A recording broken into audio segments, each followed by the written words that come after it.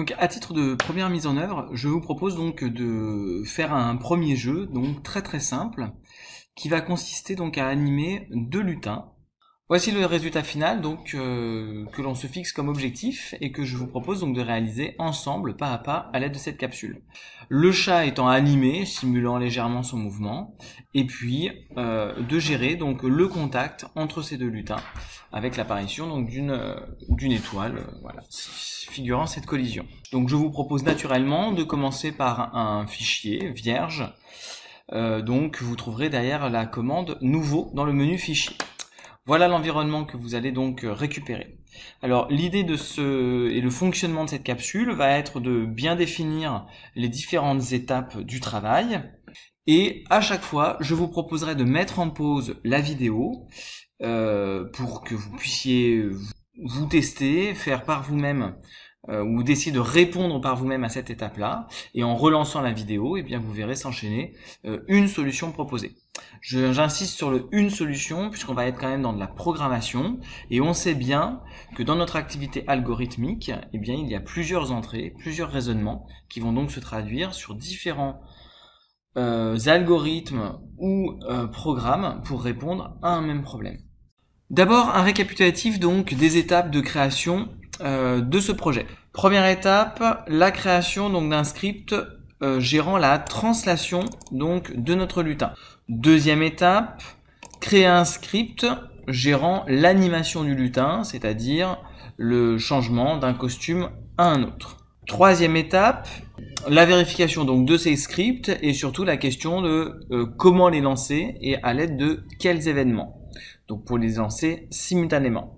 Quatrième étape, l'apparition donc et la création d'un deuxième lutin qui sera donc la pomme. Cinquième étape, la création donc du script gérant son déplacement. Voilà. Sixième étape, eh bien la création donc l'ajout donc d'un deuxième costume à la pomme, l'étoile. Et enfin en septième étape, le script donc permettant son apparition au moment de l'impact. La huitième étape est une étape un peu floue, mais finalement la plus importante dans nos situations d'enseignement, celle d'amélioration d'un premier jet vers un produit fini et surtout une démarche algorithmique complète. Voici donc les 3 blocs que je vous propose pour démarrer, que vous trouverez donc par le jeu des couleurs dans le menu leur correspondant, et que je vous propose donc d'assembler et de tester. Pour rappel, lorsque vous double-cliquez sur une instruction, elle se surligne en jaune et s'exécute directement dans l'interface graphique. Je vous propose donc de mettre en pause la vidéo, puis d'y revenir pour regarder la correction. Voici maintenant un assemblage possible. Donc le test ici en surbrillance va permettre donc de regarder s'exécuter ce script. L'instruction rapidement attendre une seconde n'est là simplement que pour diminuer la rapidité du mouvement. Si vous n'avez pas inclus cette instruction, vous pouvez le tester. Alors deuxième étape, on va maintenant donc s'intéresser à créer un script, donc toujours sur cet espace actif, qui va me permettre donc de jouer l'alternance entre les 2 costumes. Donc je suis ici dans le menu costume. Par défaut, vous avez toujours donc ce lutin Scratch associé à ces donc deux visuels, et on va donc simuler le mouvement en essayant d'alterner ces 2 images. Donc pour ce faire, je vous propose donc maintenant de tester le bloc pour justement constater qu'il anime et qu'il gère donc l'alternance des 2 costumes. Donc on va avoir donc 2 scripts que l'on va pouvoir en 3e étape tester indépendamment l'un de l'autre. Pour ce faire, on va donc double-cliquer sur chacun alternativement. On peut donc tous les 2 les arrêter avec le bouton Stop To, et ensuite donc s'intéresser donc à un mouvement. Alors on remarque que ce mouvement-là est un peu frénétique, et que de la même manière que tout à l'heure où j'ai mis attendre une seconde, eh bien il sera peut-être intéressant de venir ajouter un petit temps d'attente entre chaque changement donc de costume. On va mettre et on le reteste, voilà. Et on va donc pouvoir avoir de cette manière-là donc un travail un peu d'essai-erreur, d'amélioration successive dans l'élaboration donc de nos scripts. Toujours dans cette troisième étape, une chose très importante, c'est finalement le lancement de ces différents scripts, c'est-à-dire de définir l'événement, la condition qui va lancer cette action-là. Et donc, on va donc avoir ici un menu qui s'y réfère, dans lequel vous voyez que vous avez des boîtes particulières qui ont une encoche, donc acceptant des morceaux après, mais par contre aucune encoche au départ. Donc ça va être des en-têtes de script, et donc chacun de ces événements va déclencher la mise en œuvre des instructions qui vont lui succéder. Je vais me contenter pour l'instant de l'instruction de base quand le drapeau vert est cliqué. À ce stade, donc j'ai simplement créé une en-tête. J'ai donc sur cette interface deux scripts qui vont s'exécuter de manière parallèle lorsque je vais lancer le drapeau. Donc on est donc maintenant à l'étape 4 où on va donc créer un lutin depuis la bibliothèque. Je vous propose donc de mettre en pause pour aller récupérer le lutin pomme depuis la bibliothèque dans l'espace gestion des lutins.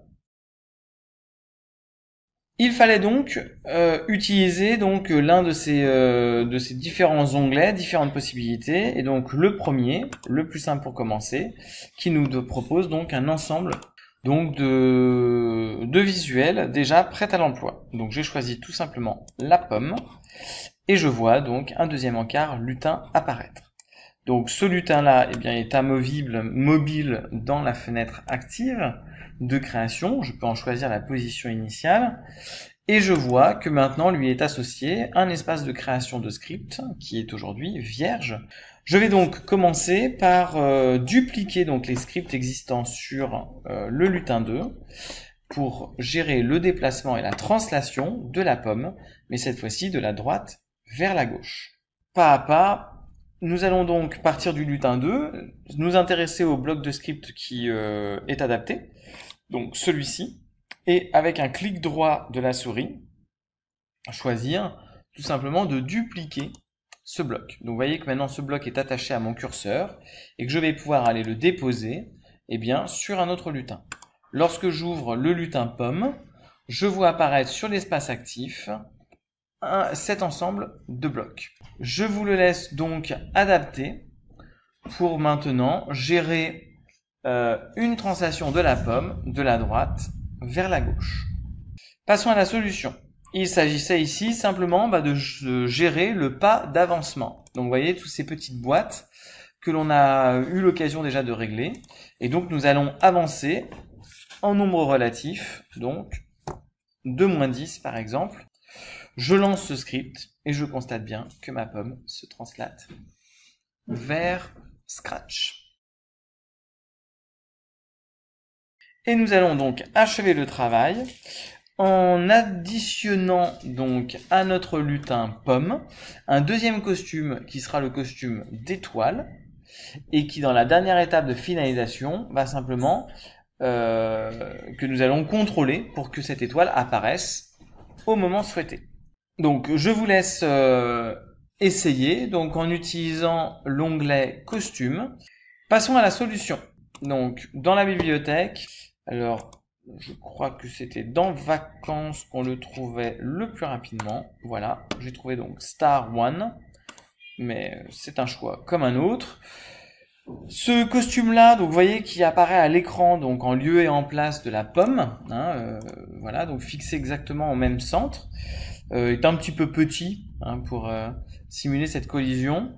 Et donc, je vais déjà l'agrandir. Donc, je vais pouvoir utiliser tous les outils un peu qui me sont donnés là dans l'espace graphique. Mais j'ai aussi un outil assez agréable qui est directement attaché à ma souris et qui va me permettre de grossir, soit directement dans l'espace de création graphique, soit directement sur l'espace ici de réalisation graphique et sur la scène.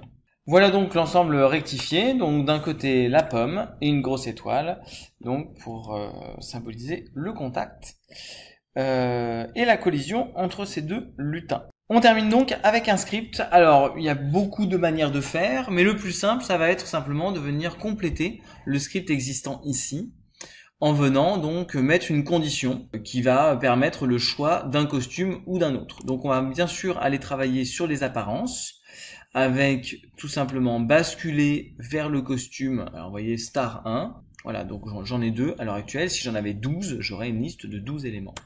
Donc je vais donc utiliser ça, et puis donc un contrôle, à vous de voir lequel est peut-être le plus intéressant, mais par exemple une boucle si, et dans cette boucle-ci, bien sûr, une condition. Et donc la condition, on va en trouver à plusieurs endroits. Vous voyez qu'ici, on va avoir aussi un jeu de forme, ce qui est tout l'intérêt encore une fois de cette programmation graphique. Et donc qui va se retrouver dans différents espaces. Donc si je regarde dans capteur, je vais avoir un certain nombre de choses qui peuvent jouer le rôle de condition. Donc ici des questions. Et nous allons nous intéresser par exemple à cette condition donc toucher. Donc où l'on peut choisir donc un certain nombre de choses, le bord de l'écran, le pointeur de la souris ou un autre lutin. Donc ici, il n'y en a qu'un seul autre de proposer, mais si nous avions 12 lutins, nous aurions ici 11 propositions de lutins éventuellement dont on peut tester le contact. Voilà, pour simplement emboîter ces conditions à l'intérieur, il faut venir placer le début donc de la boîte ici dans le logement qui lui correspond. Voilà, donc je vous laisse faire une première tentative donc d'assemblage de tout ceci, et puis surtout de réfléchir à son intégration dans le script précédent, pour qu'au moment où la pomme rentre en contact avec le lutin Scratch, eh bien la pomme soit remplacée par son costume étoile. À vous de jouer. Voici donc une proposition donc d'intégration de ce test-ci dans le script déjà à disposition.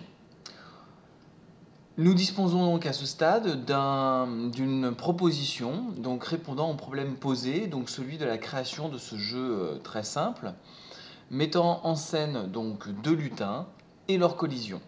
Nous arrivons donc naturellement à l'étape 8, celle qui va donc viser à l'amélioration d'un premier jet, car bien souvent dans l'exercice de programmation, mais également d'algorithmique, il va souvent être question d'améliorer une version de départ pour aller jusqu'à un traitement complet du problème. Si je lance à ce stade le programme, et je vous encourage à le faire, vous constaterez que les lutins ne s'arrêtent pas. Gênant lorsqu'il s'agit de conclure sur la collision des deux lutins.